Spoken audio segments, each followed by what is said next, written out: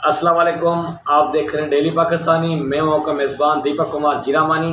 आज हम बात करेंगे जो मुस्लिम लीग नून की जो रहनुमाई मरियम नवाज़ साहिबा, उन्होंने कल ऐलान किया था कि आज़ाद कश्मीर के इलेक्शन में धांधली हुई है। तो आज मुस्लिम लीग नून के रहनुमाओं की जानिब से प्रेस कॉन्फ्रेंस की गई। शाहिद खाकन अब्बासी साहब, एहसान इकबाल साहब और दीगर रहनुमाओं की जानिब से प्रेस कॉन्फ्रेंस की गई है। और दूसरी जानब इस्लामाबाद में वज़ीर आज़म हाउस में वज़ीर आज़म पाकिस्तान इमरान खान साहब की जानिब से अपनी काबीना का इजलास बुलाया गया था। आज इजलास में भी कुछ आम बातें हुई हैं और मैं सबसे पहले आपको जो आज़ाद कश्मीर के इंतखाबात के हवाले से प्रेस कॉन्फ्रेंस की है उसके हवाले से बताता हूँ।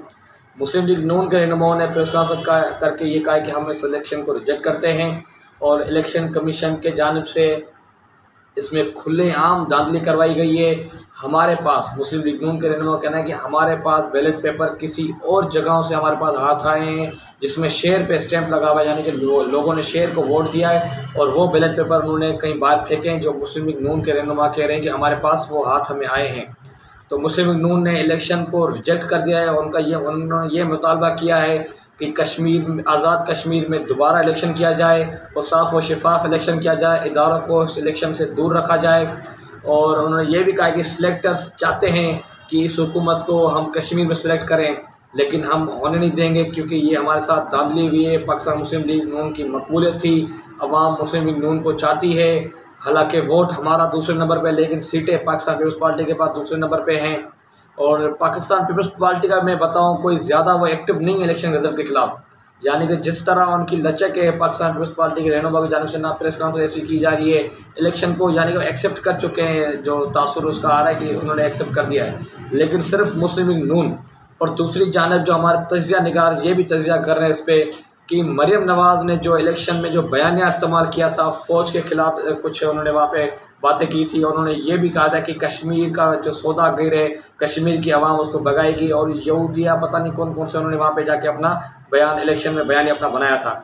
तो कुछ तहरीक इंसाफ के रहनुमा और पाकिस्तान पीपल्स पार्टी के रहनुमा ये दावा कर रहे हैं कि मुस्लिम लीग नून की हारने की असल वजह यही है, जो मरियम नवाज़ बयान अपना लेके जा रही थी इलेक्शन के जल्से में, वो अवाम ने उसको रिजेक्ट कर दिया है। और अब वज़ीर आज़म पाकिस्तान ने आज़ाद जम्मू कश्मीर के जो इंतखाबात हुए थे उसके हवाले से वज़ीर आज़म ने आम बातें उसमें की और 3 नाम गौर ज़ेर के इसके लिए रखे गए हैं कि किसको प्राइम मिनिस्टर के लिए फ़ाइनल किया जाए।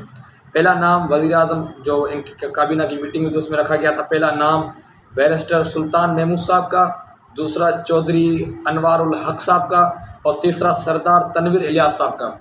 ये 3 नाम ज़ेर गौर हैं वज़ीर आज़म के ओहदे के लिए आज़ाद जम्मू कश्मीर में।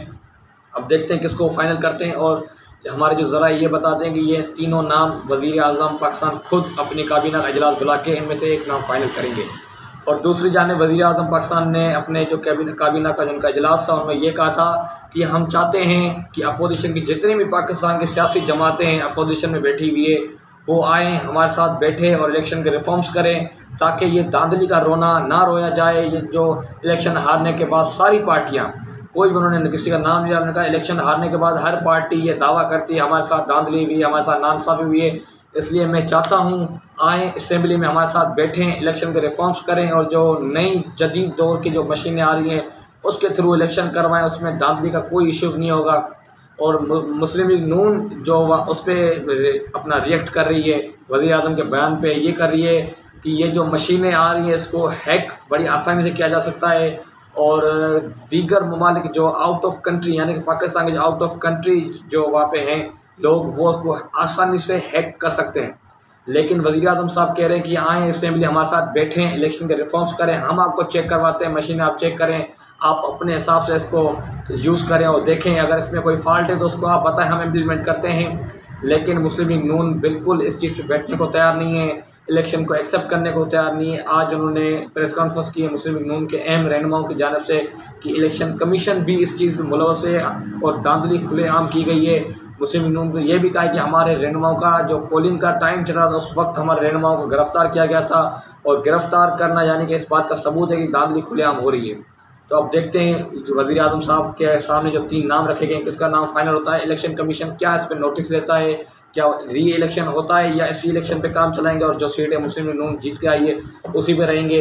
और इलेक्शन रिफॉर्म्स में क्या मुस्लिम लीग नून या पाकिस्तान पीपल्स पार्टी या दीगर पार्टी तरीके इंसाफ के साथ बैठती हैं या नहीं बैठती, वो देखते हैं आने वाले दिनों में।